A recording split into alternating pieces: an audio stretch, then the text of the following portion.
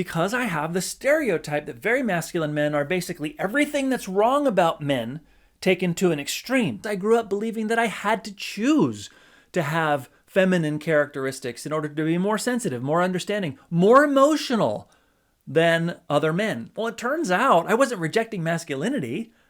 I was rejecting masculine mediocrity. Hello and welcome to Living Manly.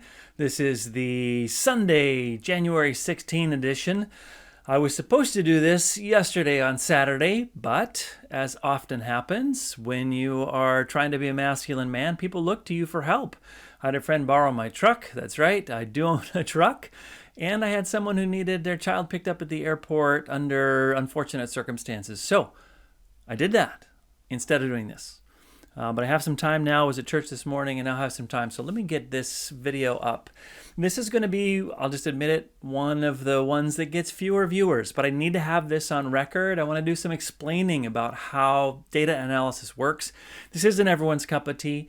We all like to talk about and watch videos about Danny Ainge, or at least I hope we do. So thank you for those of you who've watched and liked and commented on that video. So far, I've done a couple of videos where I've shared more than just one or two data points. I'm now going to break down how we use this data. I'm going to do this to illustrate something. I'm going to illustrate the difference between very masculine men and all other men. So to get to that, I'm going to suggest a couple of things that will hopefully get you thinking about the project, but then this structure of how I'm going to approach all of this will happen throughout the rest of the year. So let me familiarize you with some of the techniques that we would use as data analyst types. A couple of videos ago, I made this graphic, a sample difference between men and women. The conversation there was to explore how to understand differences between men and women. And you see the scale of, do you have a healthy weight? We talked about all the complexity of that. We talked about whether or not people know the truth and whether they're telling the truth. And but we showed here that there is a difference between men and women. If you look at the dark blue bars, you see that difference very prominently. Now, to a person who doesn't interpret data a lot, this is not necessarily going to mean a lot, but at least you can see, oh, I see that men are more likely than women to skew to the right, but not dramatically more so. It's not like they live on different planets. Men are not actually from Mars and women are not actually from Venus, but they are different. Okay. Today, we're going to take the same approach. I'm going to visualize this and go one step further. So let's do a different data point, and I'm going to illustrate why it's useful to look at additional data to understand the full range of masculinity. So asking the question, are men and women different emotionally? One of the items on my survey was, how much do you agree that this word describes you? And then I gave them a list of words that are commonly used in psychological evaluations. Emotional was one of them. And here's what you're going to see. Total respondents, it leans to the right, of course, so that more than half of people on average rank themselves as a 4 or a 5. We're going to call that top 2 box. For those of you not familiar with that terminology, that might sound weird, but you get it. There's 5 boxes. People check the top 2 boxes. It puts them in there. So more than half of people are top 2 box on agreeing that the word emotional describes them. Okay. How about when we ask women and men separately, which we didn't. I asked them all at one time, but now I can separate them as part of the analysis and see what women said. Let's see where your stereotypes take you. Remember, this is one word. I know many, many, many things additional about these people that would add context, but just this one word. Where are women going to show up? Wow, almost smack on the average, like statistically indistinguishable from the average. Now, those of you who know that women make up half the sample, men are going to make up the other half. If women aren't different from the average, it means that men are not either. And if you look at that really quickly, you look all the way to the right at the top box, or 5 out of 5 on the scale, where I agree that the word emotional describes me. Women come in at 27, men come in at 24, statistically indistinguishable from each other, especially because when you go to 4, men come in at 31 and women at 28. Add those up, and what do you get? And this is where I'm sharing with you the range of analysis that I've conducted, how I do it. I haven't shared with you the statistical significance tests that I run, and if someone wants me to do that later on, I can always share that, but I'll just presume that I've done that in the work that I'm doing here. Now what I'm going to show you, so yes, across 5 points, no difference between men and women. From now on, I'm going to avoid doing this unless it's really necessary. I am just going to show top 2 boxes compared. And what that looks like in this case is pretty straightforward. How much do you agree this word describes you? 55% of people check a 4 or a 5 or top 2 box. 55% of women and 55% of men. No difference. I mean, if we go out to a decimal point, there is, but statistically speaking, that washes out. There's no difference. Aha! Think through your stereotypes. Oh, men aren't emotional. They're cold or whatever. Women are overly emotional. Turns out that's not true on average across women or men. Now, this is where the analysis gets different because I have to dive into very masculine men as a subgroup of all men.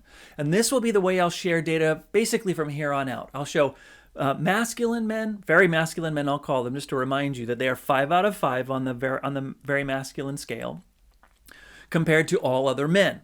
And what that looks like, just to visualize that on how I'm going to define men into 2 groups. Remember, I asked everyone, men and women, to agree with the statement, I consider myself very masculine. 5 is agree, 1 is disagree. 41% of men said they were very masculine. I mentioned this in a prior video. There's no normal curve here. It doesn't go like low on low and then high in the middle. Nearly half of men check 5 out of 5. And this is very, very interesting. It was news to me. I expected there to be a little bit more of a 20% very high, 30% 4, and then another maybe 25% in the middle and then on down. No, straight up, nearly half of men consider themselves very masculine. So this is the whole origin of my interest in this, trying to understand what those men are like, because I have the stereotype that very masculine men are basically everything that's wrong about men taken to an extreme. That is what I started thinking very masculine meant, and that's not what the data show. Now, there are other people who are like, no, masculinity is good, and they take everything that's good about men and are more of that. Okay, this is where we're going to get even more complicated than that, because I'm more and more in agreement with those people. Take the very best of what it means to be a man and do more of that, and you will be very masculine. But that's not the only thing you'll do more of. And this is where the emotional question, I think, is so illustrative. So here's where we're starting. Let's go back to the emotion question, right? I already showed you. How much do you agree this word describes you? Emotional, 55% of people on average, 55% of women on average. Now, if I take that 41% of very masculine men and I compare them to all other men now, so we're looking at 59% of men, 49% of them consider themselves emotional. If you're mathematically inclined, you know it means that very masculine has to be the highest number. 69% of very masculine men consider themselves emotional. 4 or 5, top 2 box, all of that stuff.